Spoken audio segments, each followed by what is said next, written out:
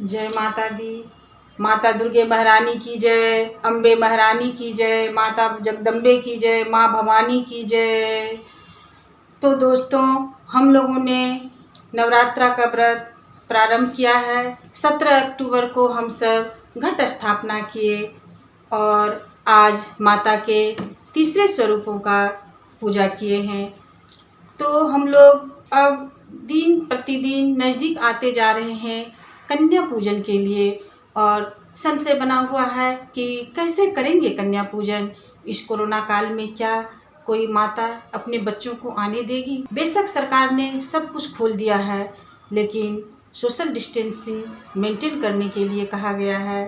तो क्या हम जब घर घर जाएंगे बच्चों को बुलाने और बच्चों को लेके आएंगे तो क्या यह सोशल डिस्टेंसिंग हो पाएगा? और डर है, अभी हम लोग घर से बाहर जाते हैं, पूरा हम लोग जो है सो मास्क पहनते हैं, ग्लव्स पहनते हैं और बच्चों को कैसे मास्क पहना करके लाएंगे और फिर उनको भोजन कैसे कराएंगे? और ऊपर से दुविधा अलग है कि बच्चे बीमार न हो जाए, हम खुद बीमार न हो जाए।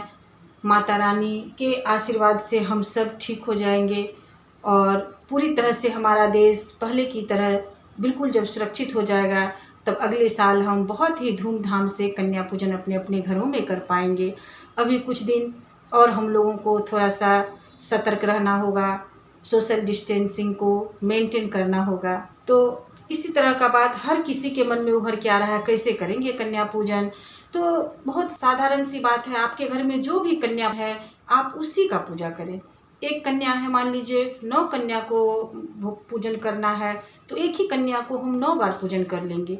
पहले क्या करते थे, एक कन्या हमारी घर की है तो 8 कन्या हम बाहर से ले आते थे, और अभी हमको नहीं लाना है बाहर से कन्या को तो हम अपनी जो एक कन्या है उसी को 9 बार पूजन करके और 9 कन्या का पूजन कर लेंगे, उन्हीं का पूजन करके भोग लगाएंगे, कन्या पूजन कर लेंगे, उन्हीं को 9 बार 9 कन्याओं का दक्षिणा दे देंगे। और ऐसा भी तो हो सकता है कि किसी के घर में कन्या ही ना हो, तो वो लोग क्या करेंगे?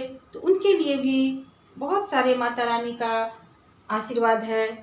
पहले ज़माने में तो लोग खुद ही मूर्ति बनाते थे, मिट्टी से, गोबर से, आटा से, और तब पूजा करते थे। अभी भी गौरी गणेश का पूजन करते हैं तो गोबर से बनाते हैं गौरी गणेश को। तो उसी तरह से हम लोग कन्या बना लेंगे गोबर से, और अगर गोबर ना हो तो मिट्टी से, मिट्टी ना हो तो घर में आटा है, हल्दी का पाउडर है, उसी को हम लोग पानी में सख्त आटा की तरह घोल करके और शेप दे सकते हैं, गोल गोल बैठा सकते हैं गौरी गणेश की तरह। उस तरह से कन्या बना सकते हैं और फिर हम लोग उस कन्या का पूजन कर सकते हैं। तो जिसको जितना भी कन्या को पूजा करना है 9 बना लें, 11 बना लें, जितना आप चाहें उतना बना लें, और इस तरह से हम कन्या पूजन कर सकते हैं। इसके लिए हमें एक बात का ध्यान अवश्य रखना होगा, जिस तरह से हम कन्या पूजन करते हैं तो एक दिन पहले जाकर कन्याओं को न्योता दे कर के आते हैं कि कल हमारे यहाँ 8 बजे आप कन्या पूजन में आइएगा। तो इस तरह जो हम निमंत्रण देते हैं कन्याओं को पूजन के लिए, तो जब हम इस तरह से बनाएंगे मिट्टी का, गोबर का या हल्दी पाउडर और आटे का, तब भी हमें एक दिन पहले ही निमंत्रण देना होगा, बना करके रख लेना होगा। या जिस मिट्टी से बनाएंगे उस मिट्टी, मान लीजिए आप नहीं बना पाए हैं तो मिट्टी में ही निमंत्रण दे दें कि हम कल आपको जो है सो हम कन्या पूजन के लिए आमंत्रित कर रहे हैं, 8 बजे आप हमारे घर में पधारिए। तो इस तरह से एक दिन पहले बोल देंगे और फिर हम उनका पूजन जिस प्रकार से कन्या का पग धोते हैं उसी तरह से उन पर जल छिड़क करके ध्यान करेंगे कि हम पग धो रहे हैं।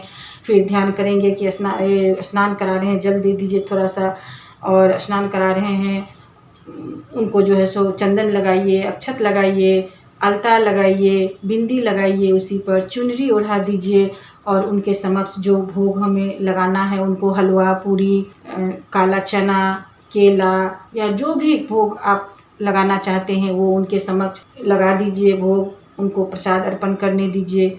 उसके बाद जो है सो हम लोग उनको दक्षिणा स्वरूप जो देते हैं तो दक्षिणा दे देंगे, और उनके बाद जो है सो हम उनसे क्षमा प्रार्थना करेंगे, कन्या पूजन में जो हमसे त्रुटि हुई माफ़ कीजिए और हमें आशीर्वाद दीजिए। आप अपने सुख समृद्धि के लिए जो भी आशीर्वाद मांगना चाहते हैं माता रानी से आशीर्वाद लीजिए, और फिर उनको जो है सो ससम्मान हम लोग जैसे कन्याओं को विदा करते हैं वैसे विदा कर देंगे। तो कन्या को निमंत्रण जैसे देते हैं वैसे हमें इस गोबर और मिट्टी से भी जो कन्या बनाना है उसको भी निमंत्रण देना है। और अब बात उठता है कि जो भोजन हमने कराया है कन्याओं को उसका क्या करेंगे, तो उसे हम गौ माता को खिला देंगे। गौ माता में तो समस्त देवी देवताओं का वास है, तो वो भोजन जो है कन्या पूजन वाला वो हम गौ माता को करा देंगे।